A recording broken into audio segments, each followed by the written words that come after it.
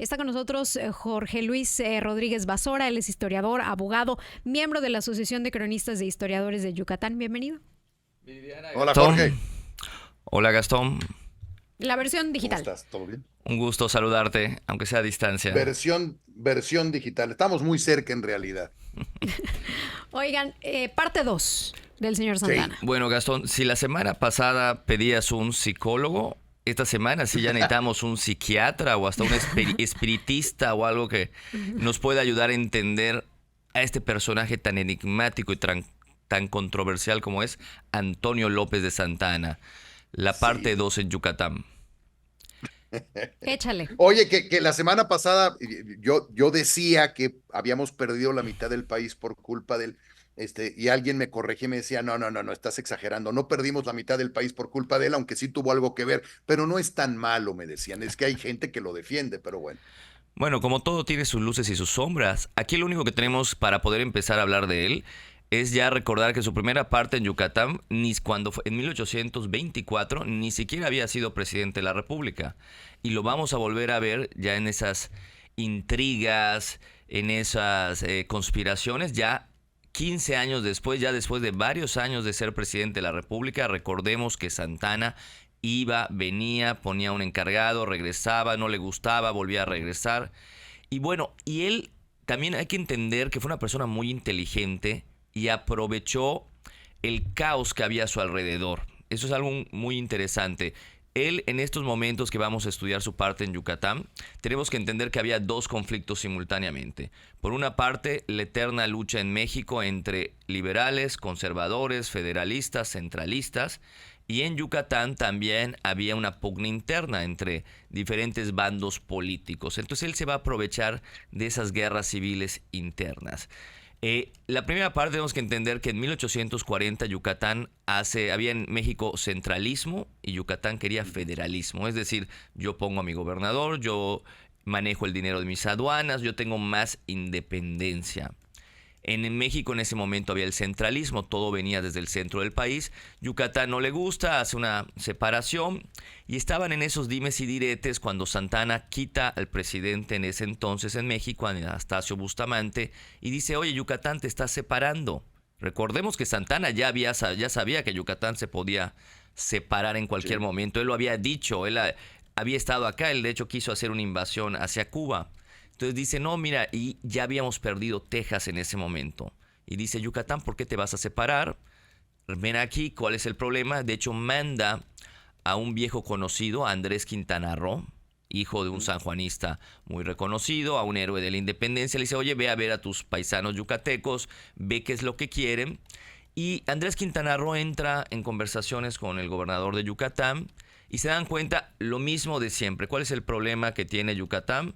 Básicamente el dinero de las aduanas, el dinero de las rentas, queremos más independencia, las órdenes de México no las queremos acatar que sean tan impuestas. Y se arma un tratado muy importante que se firma el 28 de diciembre de 1841. Vamos a ponerle el primer tratado. Y digo el primer tratado que va a ser el primer tratado que Santana desconoce y aunque nos había dicho sí, después nos dice no. Entonces, o sea, maquiavélico aparte este hombre. Y bueno, ahí empiezan ya las... Oye, Jorge, te interrumpo ahí un momentito nada más para ubicarnos en el tema del Enequén en que estábamos. No, todavía estábamos en pañales en el Enequén. Okay. Todavía ahí más que nada se manejaba incluso temas del azúcar, por ejemplo. Había un tema de el azúcar que producíamos en Yucatán, pero nos decían, no, es que ese azúcar lo traes más barato de Cuba y nos los vendes sin tantos aranceles ustedes yucatecos como productos nacionales, por ejemplo. Okay. Entonces Santana nos desconoce esos tratados y dice, bueno, si no lo puedo hacer por las buenas, no puedo hacer que Yucatán venga a las buenas, pues lo hago a las malas.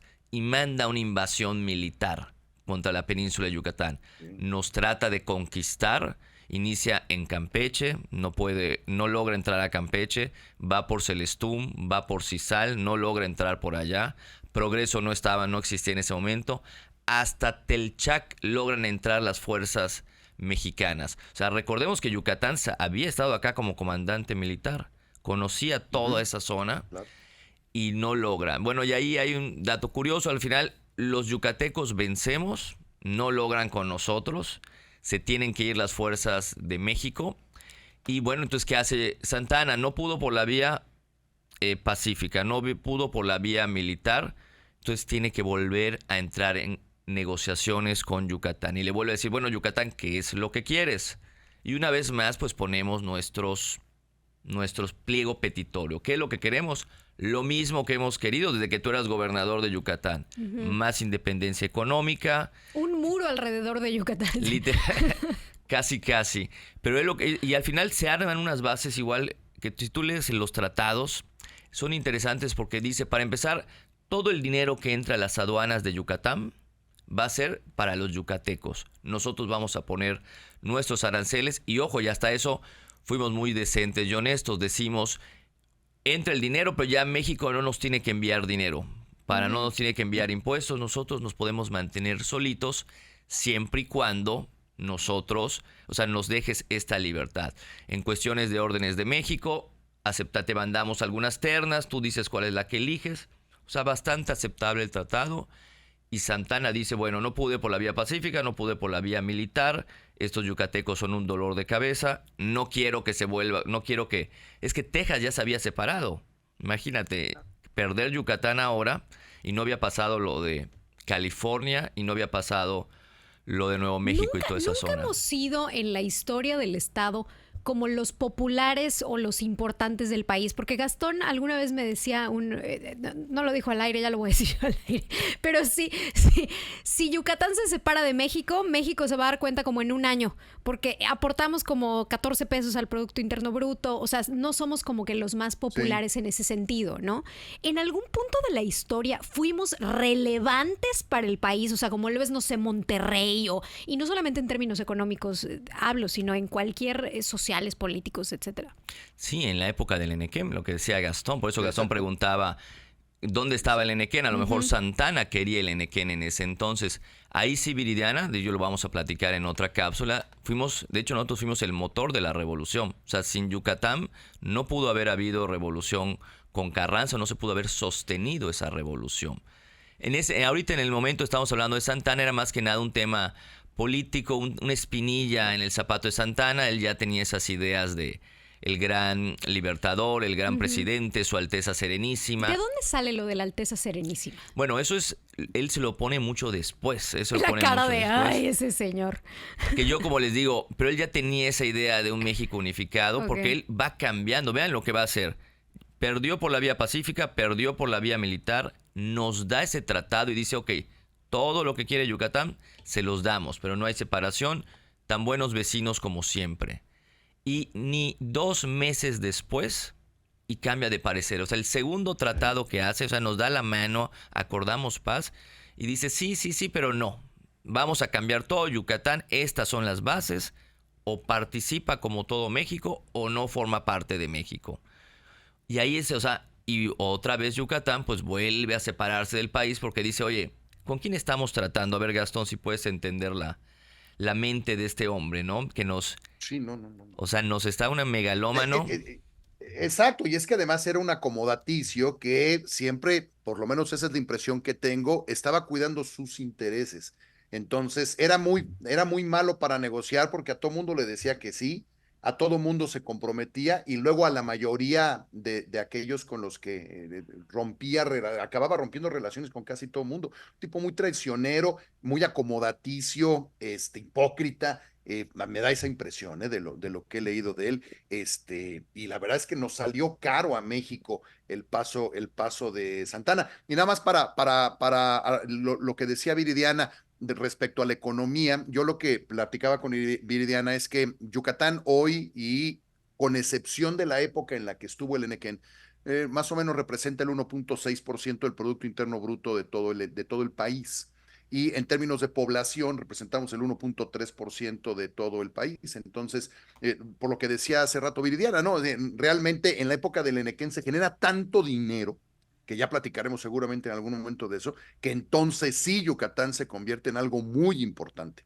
Claro, ahorita en este momento era nada más una espinilla en el zapato para Santa Anna, y también había la posición militar, estratégica de Yucatán. Pues bueno, nos desconoce, aprovecha que en ese momento después viene parte de, o sea, el conflicto que después estallaría en la guerra México-Estados Unidos. De hecho, ahí lo sacan. Y cuando está a punto de estallar la guerra de México-Estados Unidos, ya nos cambiamos en 1846. Yucatán sigue separado porque nadie le resuelve.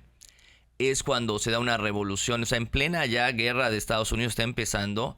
Hay una revolución en Guadalajara y alguien decide, oye, ¿por qué no traemos a Santana para que sea el que convoque el presidente? Como que Santana, aparte de esa figura, como cuando había problemas, lo utilizaban muchas personas en México y él decía, sí, voy a ir a comandar este nuevo plan, este nuevo gobierno. Y fíjate esto, y seguimos separados de México todavía, y él en pleno 1846, en plena guerra con Estados Unidos, se acerca a Yucatán y dice, mira Yucatán, viene este problema, necesitamos ser todos unidos, todo México. Si tú regresas a México y apoyas a México en la guerra con Estados Unidos, yo por fin reconozco esos tratados que ya 2 veces ya te desconocí y ya te mentí. Hazme el favor. ¿Y qué crees que hicieron los yucatecos en ese momento?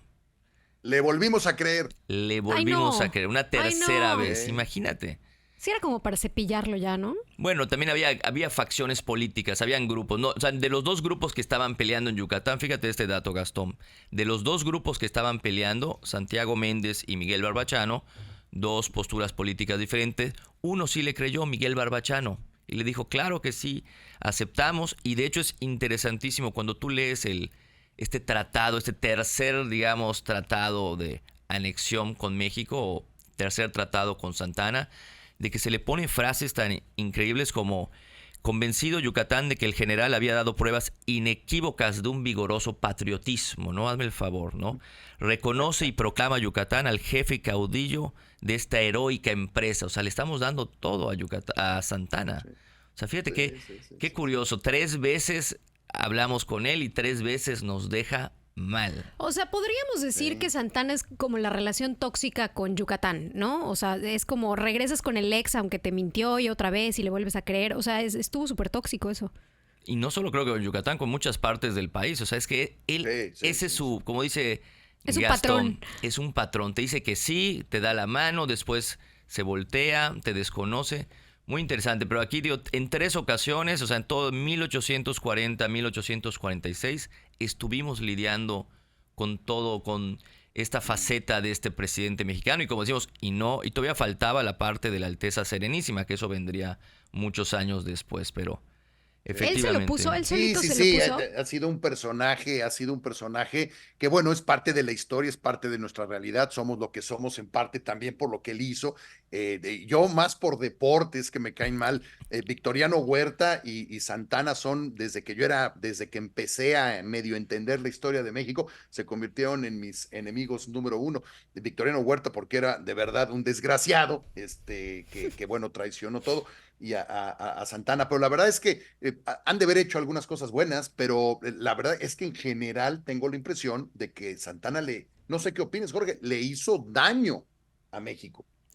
Sí, era una persona conspirativa, dependiendo, como dices, lo que le convenía en ese momento. Podría ser centralista, podría ser federalista, apoyaba a los liberales, apoyaba a los conservadores. O sea, fue una persona que fue cambiando bastante de bando. Entonces, al principio fue un héroe porque sacó a Iturbide del poder, o sea, alguien que proclamó un imperio y nosotros no queríamos una república, pero fue cambiando. Más de 30 años en política, pues obviamente la gente cambia ya sus intereses. Pero al menos con Yucatán no nos fue tan bien y siempre nos dejó muy mal Santana.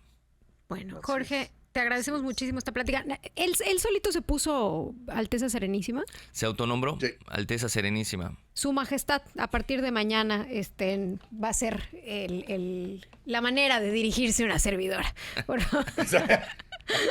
Cada quien póngase su título que quiera. Exactamente. Si Santana es la Alteza Serenísima siendo tan tóxico, usted póngase lo que quiera. Oigan, Jorge, gracias. ¿Cómo te seguimos en redes sociales? Por favor, en Crónicas de Yucatán, en redes sociales, en YouTube, Instagram, Facebook, ahí nos pueden seguir, por favor. Ahí está el historiador, abogado, miembro de la Asociación de Cronistas e Historiadores de Yucatán, Jorge Luis Rodríguez.